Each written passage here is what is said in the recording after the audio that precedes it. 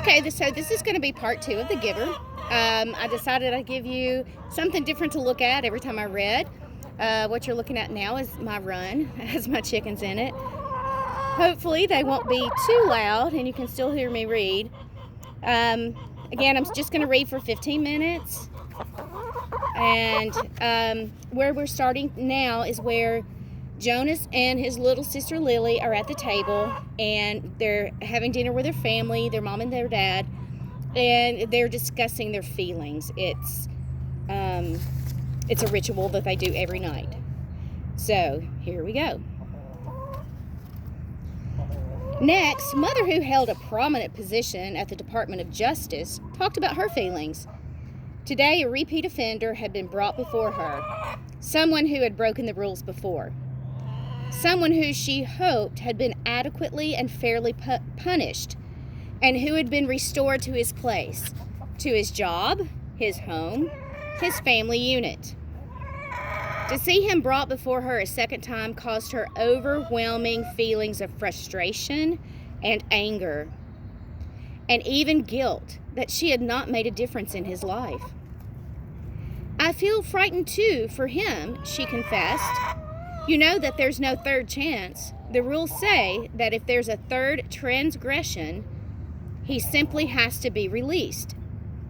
Jonas shivered. He knew it happened.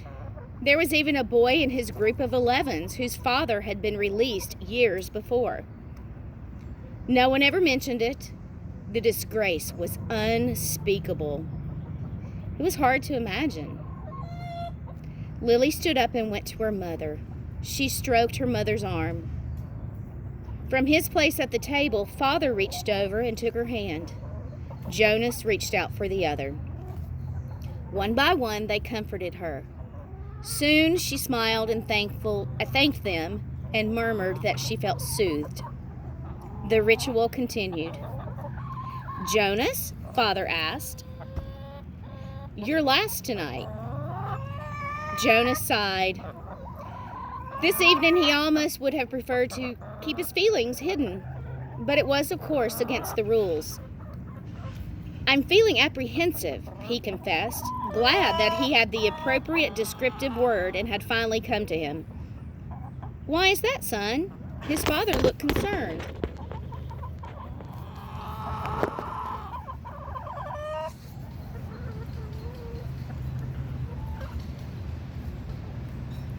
"I know there's really nothing to worry about," Jonas explained, "and that every adult has been through it. I know you have, Father, and you too, Mother. But it's the ceremony that I'm apprehensive about. It's almost December." Lily looked up, her eyes wide. "The ceremony of 12!" she whispered in an awed voice. Even the smallest children, Lily's age and younger, knew that it lay in the future for each of them. "I'm glad you told us of your feelings," Father said. "Lily," Mother said, beckoning to the little girl, "go on now and get your night clothes on. Father and I are going to stay here and talk to Jonas for a while." Lily sighed, but obediently she got down from her chair. "Privately?" she asked. Mother nodded, "Yes.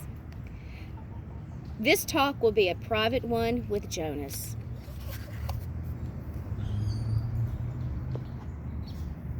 Chapter 2. Jonas watched as his father poured a fresh cup of coffee. He waited. "You know," his father finally said, "every December was exciting to me when I was young.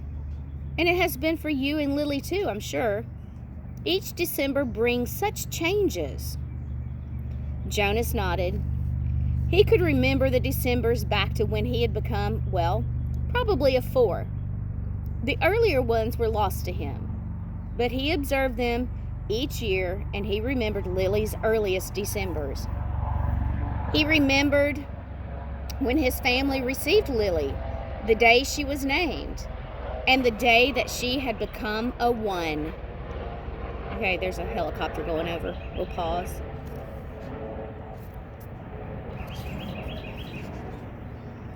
The ceremony for the 1s was always noisy and fun. Each December, All the new children born in the previous year turned one. One at a time. There were always 50 in each year's group, if none had been released.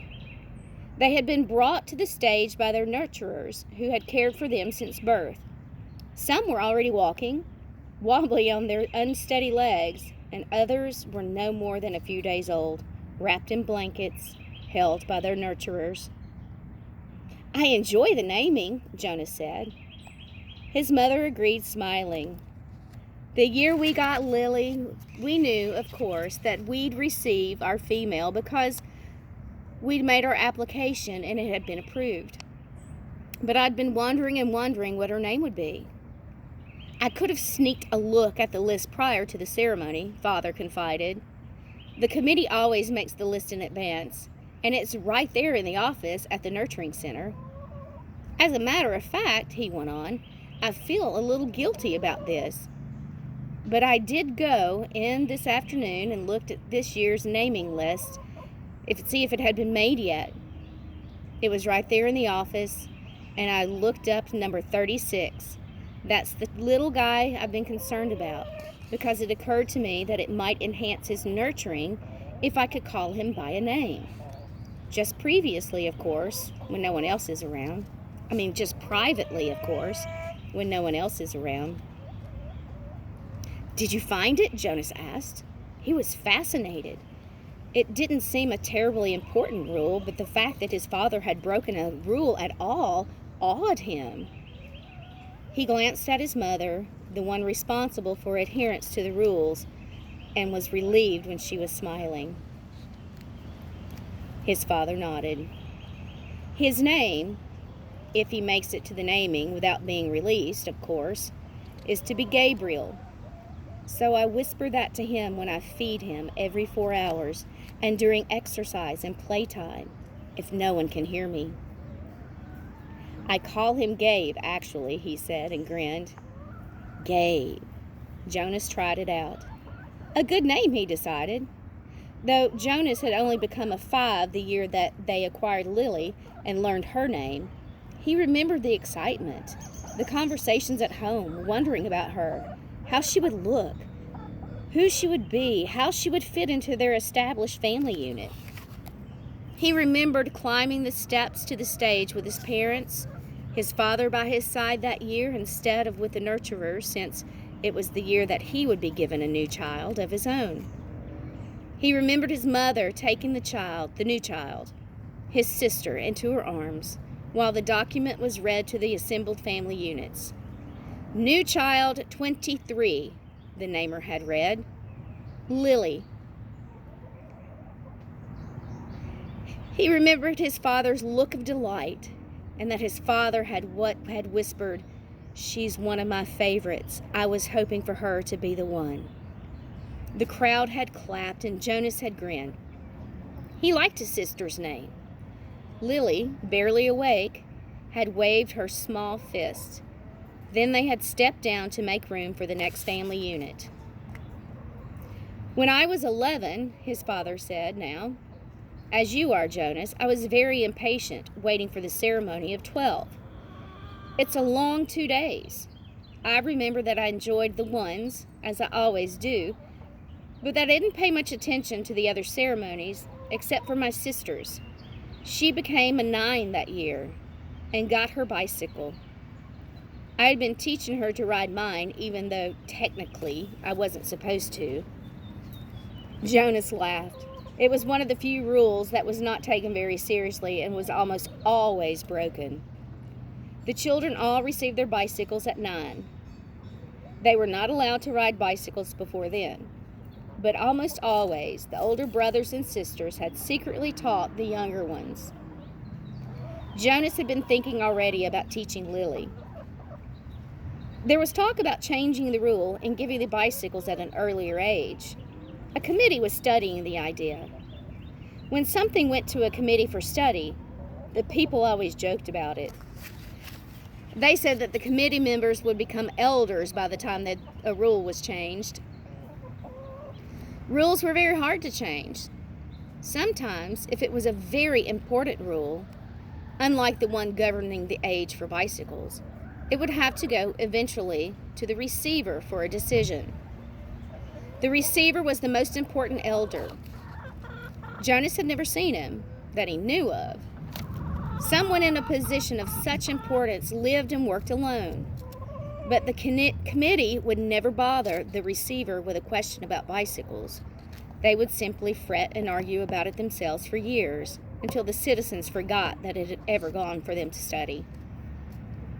His father continued, "So I watched and cheered when my sister, Katya, became 9 and removed her hair ribbons and got her bicycle," Father went on. "Then I didn't pay much attention to the 10s and 11s. And finally, at the end of the second day, which seemed to go on forever, it was my turn. It was the ceremony of 12. Jonas shivered.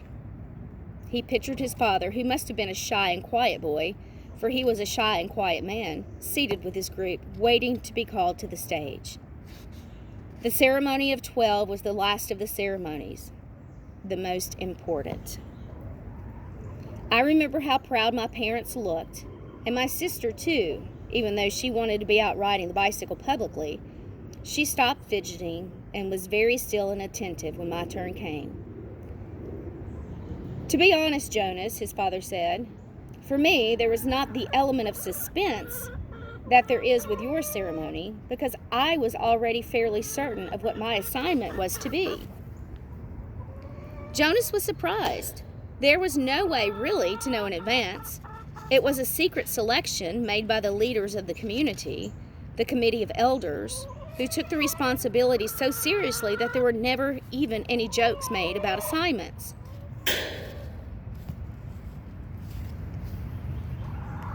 His mother seemed surprised too. "How could you have known?" she asked. That was a tree limb falling on top of the chicken coop, if you wondered what that noise was. His father smiled, a gentle smile. Well, it was clear to me, and my parents later confessed that it had been obvious to them too, what my aptitude was. I'd always loved the new children more than anything. When my friends in my age group were holding bicycle races or building toy vehicles or bridges with their construction sets or all the things I do with my friends, Jonas pointed out, and his mother nodded in agreement. I always participated, of course, because as children, we must experience all of those things. And I studied hard in school, as you do, Jonas. But again and again, during free time, I find myself drawn to the new children. I spent almost all of my volunteer hours helping in the nurturing center. Of course, the elders knew that from their observation. Jonas nodded. During the past year, he had been aware of the increasing level of observation. In school, at recreation time, and during volunteer hours, he had noticed the elders watching him and the other 11s. He had seen them taking notes. He knew, too, that the elders were meeting for long hours with all of their instructors that he and the other 11s had had during their years of school. So I expected it, and I was pleased, but not at all surprised when my assignment was announced as a nurturer. Did everyone applaud, even though they weren't surprised? Jonas asked. Oh, of course. They were happy for me. That was my assignment. It was what I wanted most. I felt very fortunate, his father smiled. Were any of the 11s disappointed your year? Jonas asked. Unlike his father, he had no idea what his assignment would be, but he knew that some would disappoint him.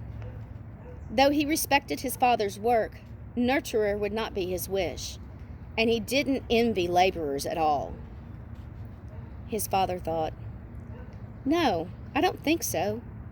Of course, the elders are so careful in their observations and selections. I think it's probably the most important job in our community, his mother commented. My friend Yoshiko was surprised by her selection as a doctor, father said, but she was thrilled. And let's see, there was Andrea. I remember that when we were boys, he never wanted to do physical things. He spent all the recreation time he could with his construction set. and his volunteer hours were always on building sites. The elders knew that, of course, and Andrea was given an assignment of engineer, and he was delighted. He later designed the bridge that crosses the river to the west of town, Jonas's mother said. It wasn't there when we were children. There are very rarely disappointments, Jonas. I don't think you need to worry about that, his father reassured him. And if there are, you know there's an appeal process. But they all laughed at that. An appeal went to a committee for study. All right, our time is up. I hope you enjoyed this part. And I will pick up again for another reading of The Giver. I hope you enjoyed.